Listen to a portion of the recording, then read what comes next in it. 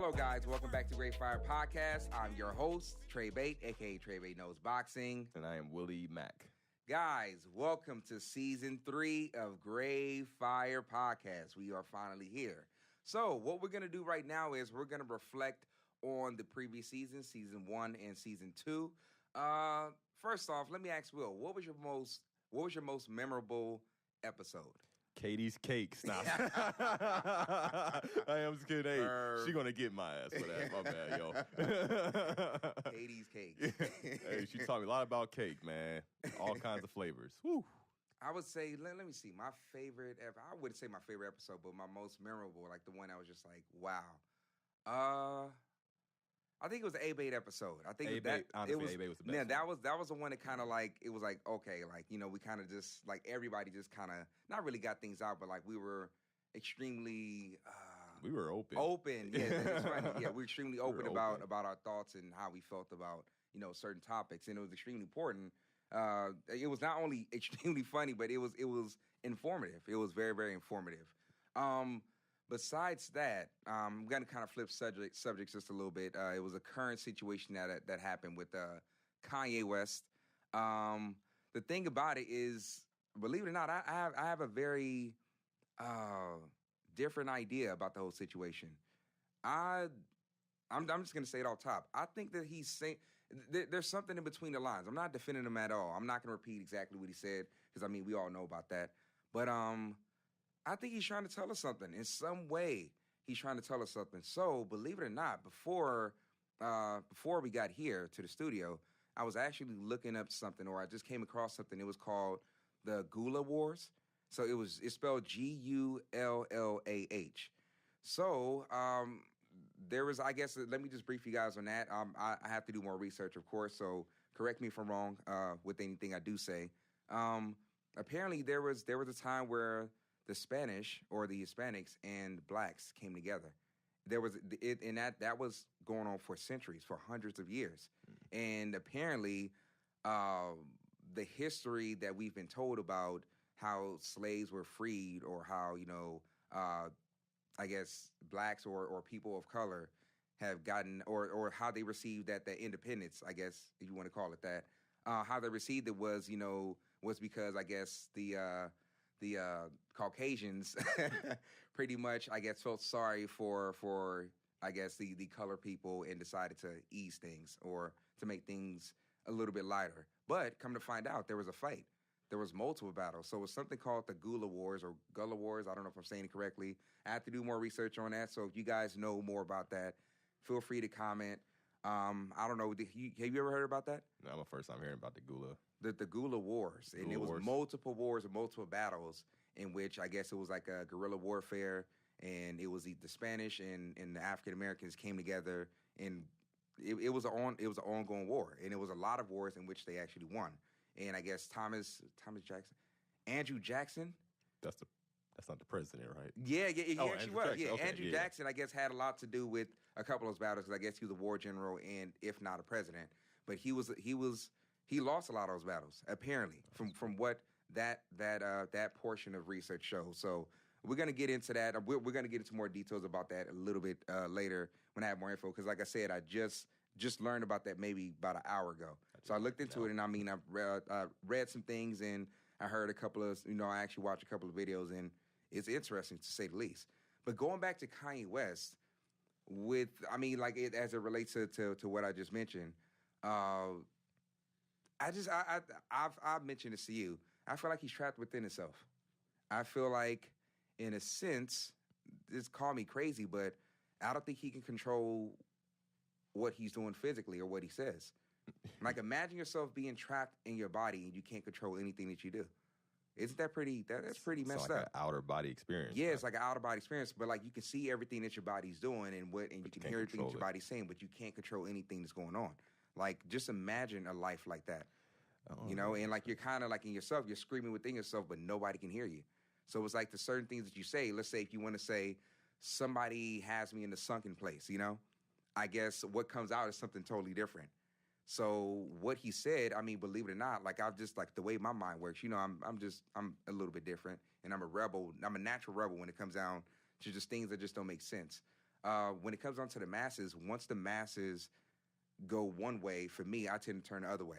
So when majority of people believe in one thing, I'm questioning that. I always do. I'm with you on that one. So it's like now everybody's against Kanye West and the things he's saying. Like I said, we're hearing these things, we're seeing it on video, quite clear. But at the same time, we know that this man has been ill for a while. He even said that he's been ill.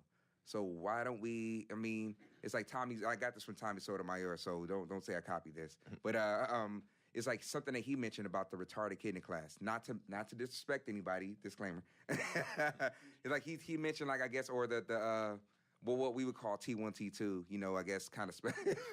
Don't laugh, bro. Special kids. Yeah, special kids in the classroom. But I remember, like, in elementary, because he Tommy Sotomayor has a point. In elementary school, like, they used to kind of, merge those classes sometimes. So, you had the special needs kid who was kind of like, I guess, like, what he would say, throwing snack packs against the wall. So it's like, once we know that person is ill, we not necessarily don't pay that person any mind, but, like, we understand, okay, that person is ill. That's kind of the way society used to be. But it was so weird how society, like, completely just jumped on, he's sick. That's all. I'm not defending him, but he's sick, and we know that.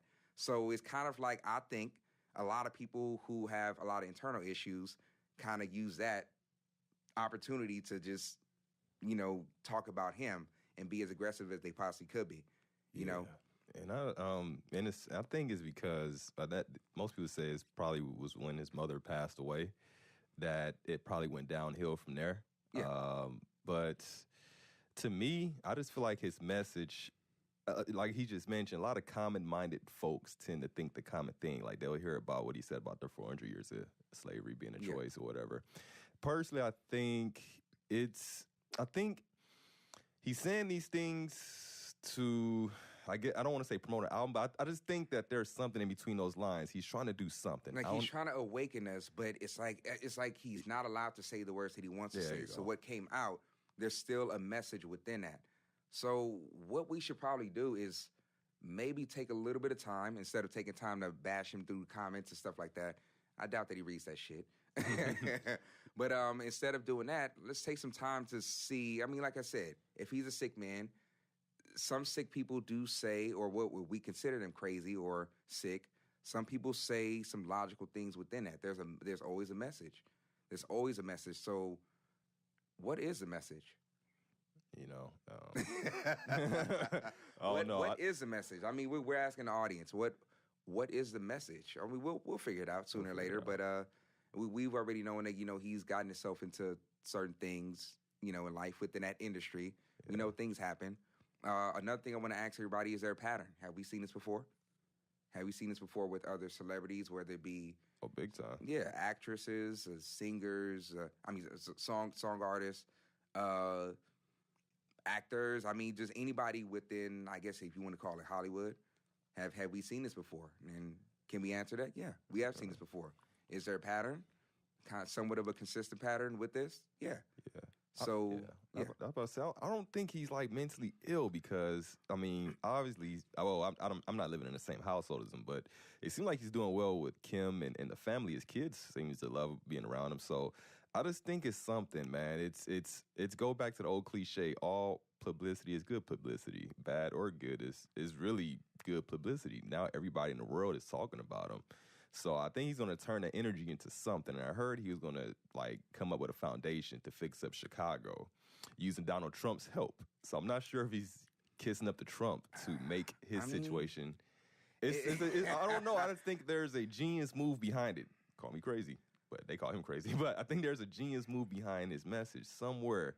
We just got to wait for the scene to play out. Let's wait for the outcome. Yeah. Let's definitely wait for the outcome. Speaking of something else, let's just kind of flip off subject.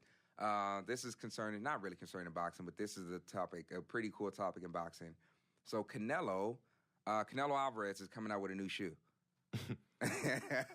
That is dope. I like that. And they look pretty nice. They look very, very nice. I think it's crocodile or snake. It got to be crocodile. It's one of those crocodile alligator skin. It's like 3 different colors.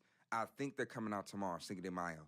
They cost $475 retail price. You gonna get them? I'm thinking about it. I'm dead serious. Like, I'm thinking. I mean, because it'll be rare. Because for me, I wouldn't. It's so weird because I wouldn't wear them.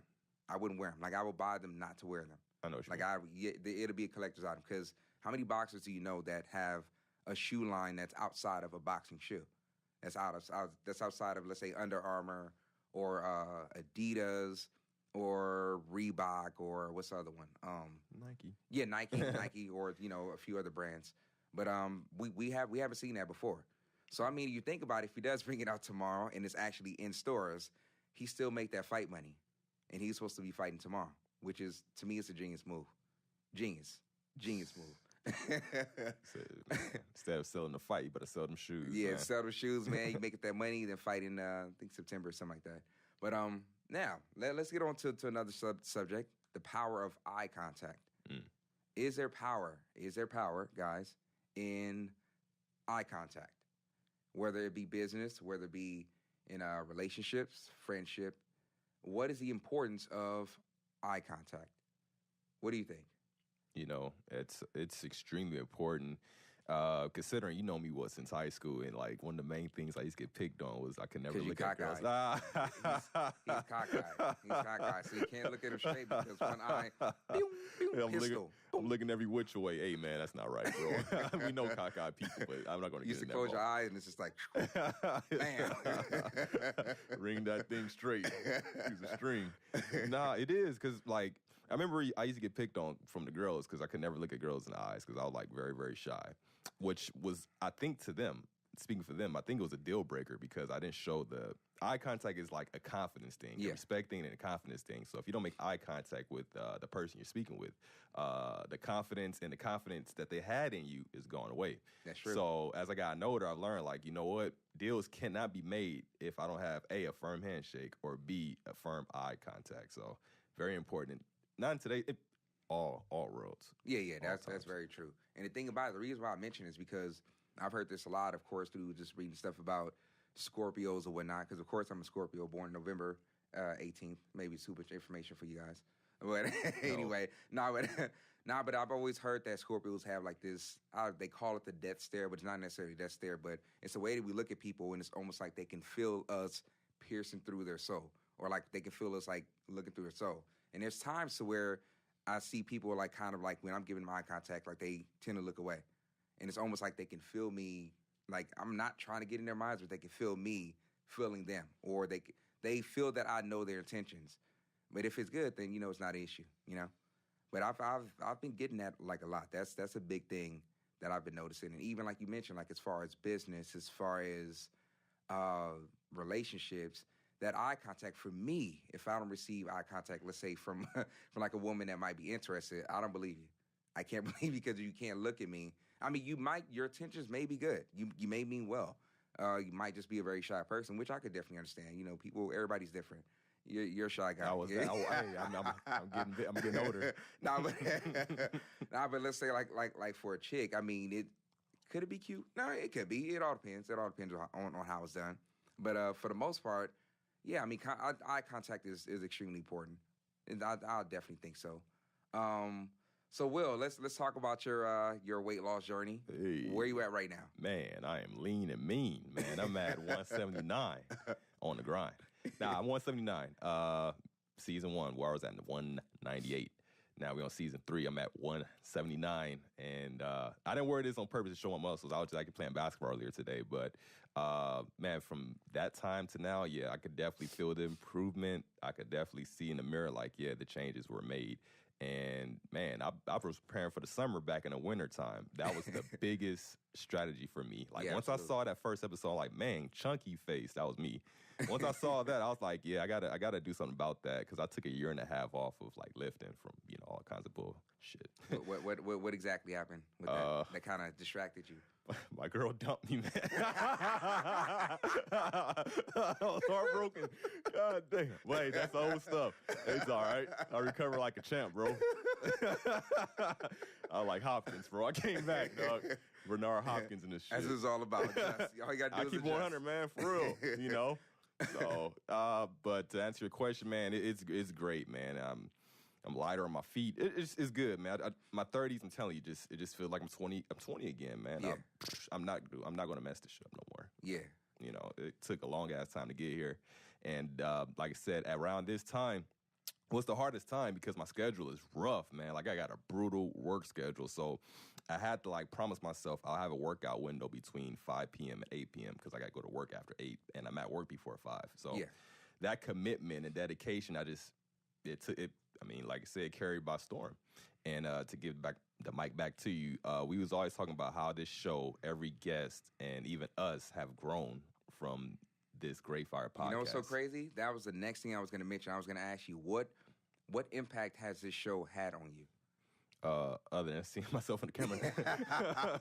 Nah, it just, for one, I love the guests. It made me more comfortable talking to people I didn't know. Yeah. You know, me, I'm introvert. I'm a Virgo. I'm introvertish. I mean, me and Kobe Bryant, same people. Yeah. So looking at people sitting right here, learning about them and their history and all that, I'm really sitting there. You guys see me. I'm looking because I'm like learning about them and learning how to socialize. Absolutely. And also, like I said, I was committed to to Great Fire. I was like, I'm gonna lose weight. I'm gonna go on this little keto diet, and I mean, I stood with it. Not because of myself, and then I promised the show, and I promised everyone I was listening that, yeah, man, it was a journey of mine. So, yeah, man. So in a sense, it kind of kept you accountable, you know, because the audience is watching. You said it, so it was like, you know, I gotta do it. You guys held me accountable without directly telling me. Yeah, I use you guys as accountability for myself. So absolutely, you know. Oh, but going on to what you said, like, or what you was about to mention, as far as like every guest that came on the show. I'm actually looking like somebody there, but like every guest that came on the show, they've improved like in their personal lives greatly. I mean, every single one. And it's so crazy because I think I'm quite sure we might have mentioned this. I'm sure we mentioned this amongst each other before. It's like as soon as they get out of that seat, it's like, wow. It's like they feel like it's almost like a weight has been lifted off their shoulders. And not to sound like everybody else, but it's really like that. And it's almost like we always get like this thank you type of reaction because it's like some of these things they would not have been able to talk about without being on the show, or they would have never even thought about talking about it publicly.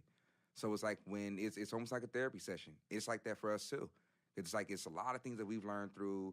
I mean, just with our guests being there, it's a lot of things that we learned from them as well. And you guys are gonna see season 3 is gonna be extremely interesting. It's gonna be extremely interesting. It's gonna show you. It's gonna describe everything that we're talking about right now, as far as the effect that the guests have, or just the show overall has on us and our guests as well. And, so and we're gonna bring back some of those guests to see where they at, how's everything going. Exactly. You know, it's gonna be like a kind of somewhat of a guest reunion to kind of, you know, where they at now type of type of situation, which is gonna be a really, really cool segment when we bring that up. But I'll say, like, for me personally, like this show it's kept me sharp. Definitely. It's almost like it's something that for me that I'm cradling. It's something that I feel like I have to take care of.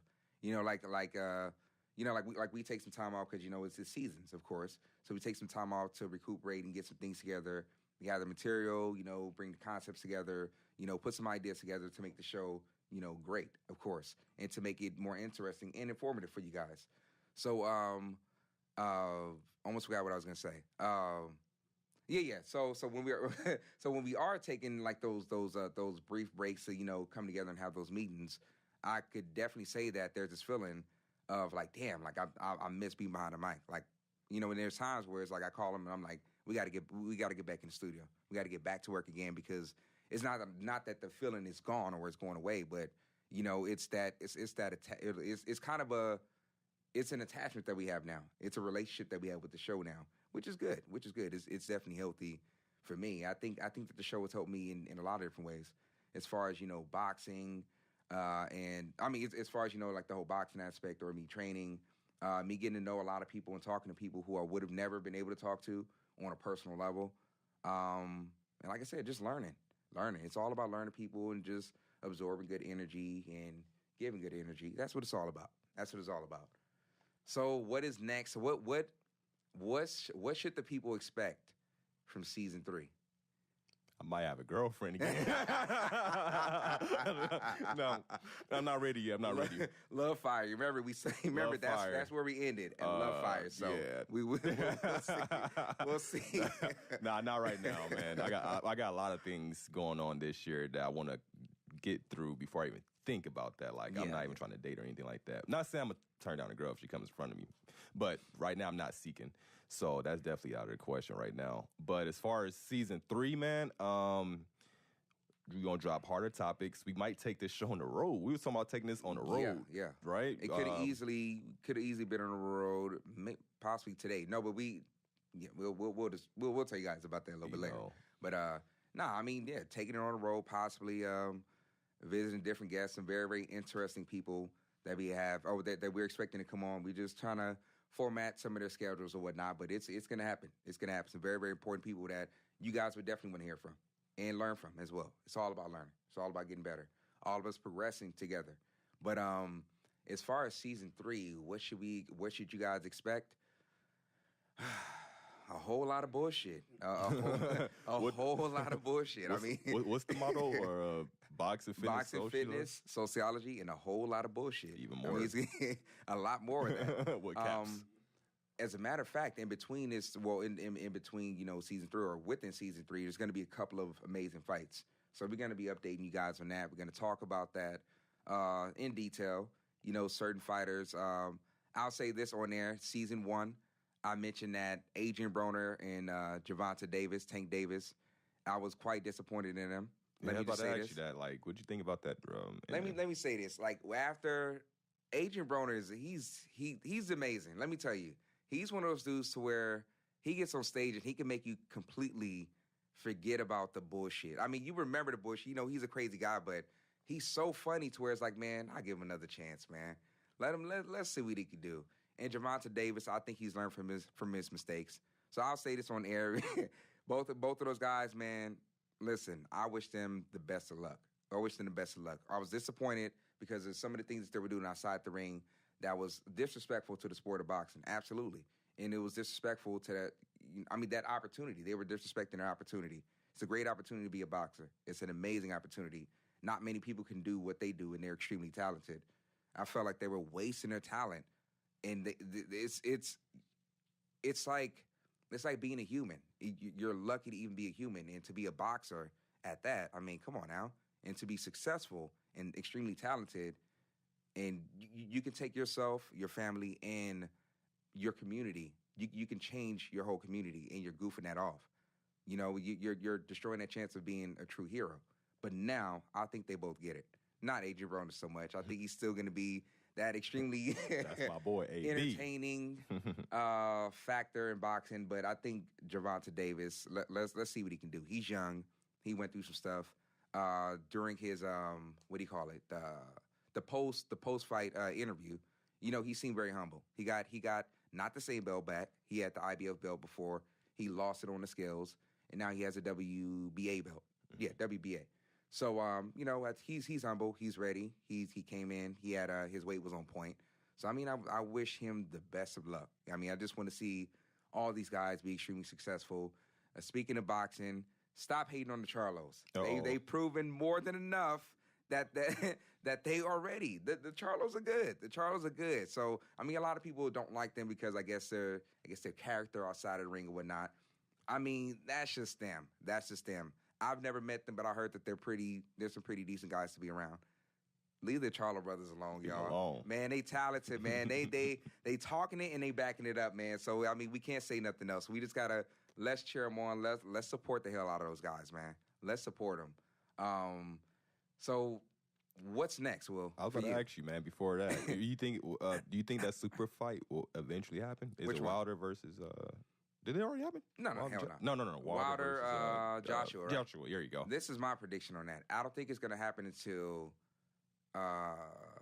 Joshua's 30th fight and and Deontay Wilder's 50th fight. That, if we do the math as far as, like, the consistency of the fights, I think that'll happen in 2021. 2021? 2020 or 2021. Damn. Well, I remember. That's I could be hella wrong. If they can make it happen before, or if they can make it happen the way that they made the Canelo, or matter of fact, the McGregor Mayweather, they made that shit happen fast. To me, that was very fast. If they can make that happen just as fast, or if they can make it happen as fast as the Canelo Triple G, that'd be awesome. Like I said, they're in talks and stuff like that. They mentioned something about a $50 million deal that Wilder sent over to him. But you got to understand, $50 million, then what? $50 million, and there's a lot of things that come with that. So a lot of people, the casuals, have been mentioning stuff and talking crap to Eddie Hearn, which is Joshua's promoter, about him not taking the $50 million deal. The fight is worth way more than that. Then Joshua is he's worth more than 50 mil for that fight, just in my opinion, because he's what we call the A side in boxing. But as far as that fight, that super fight is gonna happen now. They'll make it happen. Will it happen now? I don't think it's gonna happen until 2020. That's my opinion. I think there's a lot of things that can happen in between, and that's gonna happen in between. I think smart business if you wait. Think about Pacquiao and Mayweather. That thing made money. I swear. Check this out. If Pacquiao Mayweather didn't happen and when it happened, you gotta understand. Let me just mention this before that. When they hold these fights back, a lot of promoters don't want to say it, or the personnel in boxing, they're doing it to, increase the longevity of boxing. That's what people have to understand. That's what it's all about. In a sense, it is about the money, but it's all about the longevity of boxing. They need to keep it alive for a while.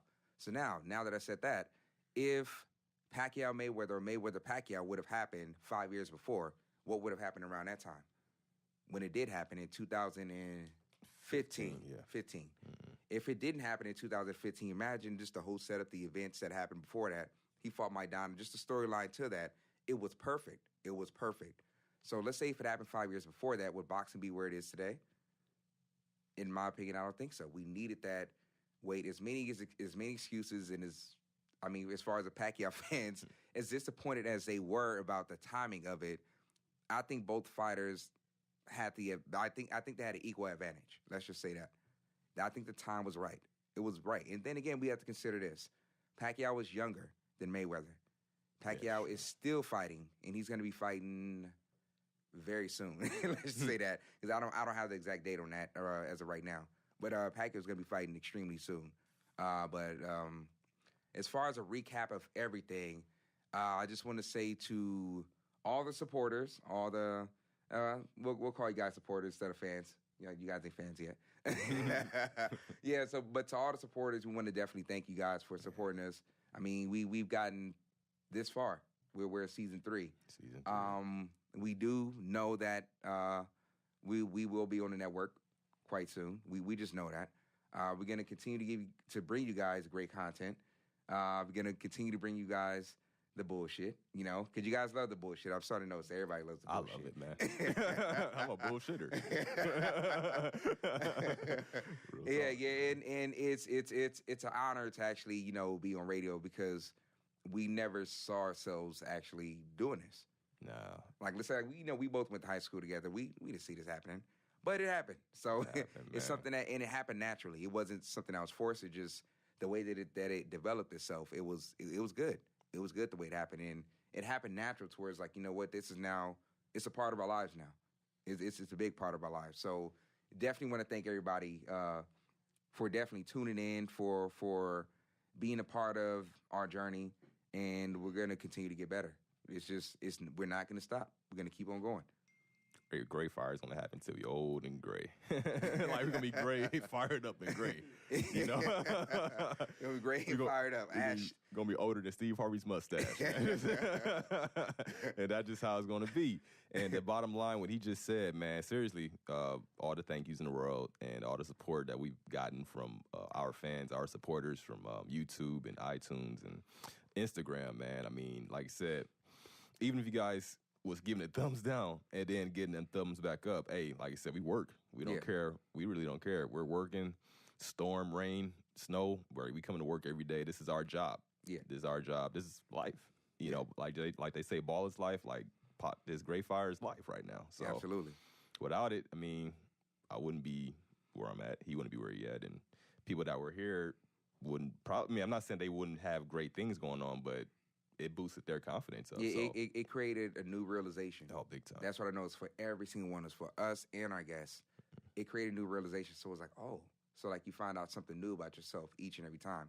Or by us talking to them, we find out something new about ourselves, because we automatically related to every single guest that came on the show. Every single one. Every single one. So really quick. So we have the missing episode. I don't know if you guys know that. William, would you like to talk? Would you like to discuss the missing episode? Oh my God! Most people don't notice it. Most people don't notice it, but there is a missing episode. You guys happen to notice that? Then it's all good. It's like So what happened? Would you like to briefly explain that? Ladies and gentlemen, 3 weeks ago I was going to go in. Yeah, get it off your chest. Almost as in as Tupac Hit 'Em Up song. It was going to be that bad. I mean, but I calmed down. The good Lord took control. I feel good about life again. Now, I'm not going to throw her in the bus, but I will say this. We had a show that would have was good. It wasn't bad. It wasn't great. It definitely wasn't bad. It was good. I would say, let me interrupt just real quick. It would have been extremely impactful. Let me just say there you go. I saw extremely impactful. Impactful because her message that she had, or their message that they had, was going to pertain to people who had similar issues to what she was dealing with. Absolutely. So her message to everyone that was dealing with the same problems would have learned something from it and probably would have been like, no, I need to put this down and make this for myself. Absolutely. So for our guest that was here and, got a little cold feet with it and decided to take her talents somewhere else. So we had to yank her talents from our database. We had to yank her talents from our database and trade them to the other team. Yeah. So therefore, that show is not on our team no more. It's in the vault. Let me go back. I think let me say this. I think that was the most impactful episode. Let me go back. Now that I mentioned, now that I'm starting to remember just the whole feeling and everything, I think for me, that was the most impactful episode. The episode that nobody will ever get to see. Damn. But it's because I could relate to not the exact issues that the person was going through, but I could relate to that feeling. I could relate to a lot of what she was feeling. I've met a lot of people. I know a lot of people who's going through what she's going through, or that person was going through. So it would have been so awesome for that to come out. It would have been, but there's a reason why I didn't. There's a reason why. So the thing is, when it comes down to that episode, that's our brief explanation of why that episode wasn't able to premiere when it was supposed to premiere. We actually moved it back, maybe I think 2 weeks or whatnot, and filled it in with other episodes just to make sure that we can kind of, do things the right way. A bunch of editing and a bunch of different methods to try to make, that individual comfortable. But with all due respect, it didn't work out the way it was supposed to. So we had to, remove it in with respect to that person, of course. So that was nicely put. Because it was gonna be rough for me. Yeah, like I'm choosing my words wisely. But it's with all due respect, it is what it is. You win some, nothing personal. You lose some. It is just what it is. All right, guys. So this has been another episode of Great Fire Podcast, the first of season 3. We look forward to seeing you guys again. I am your host, Trey Bate, aka Trey Bate Knows Boxing. Man, and I am Willie Mack. All right.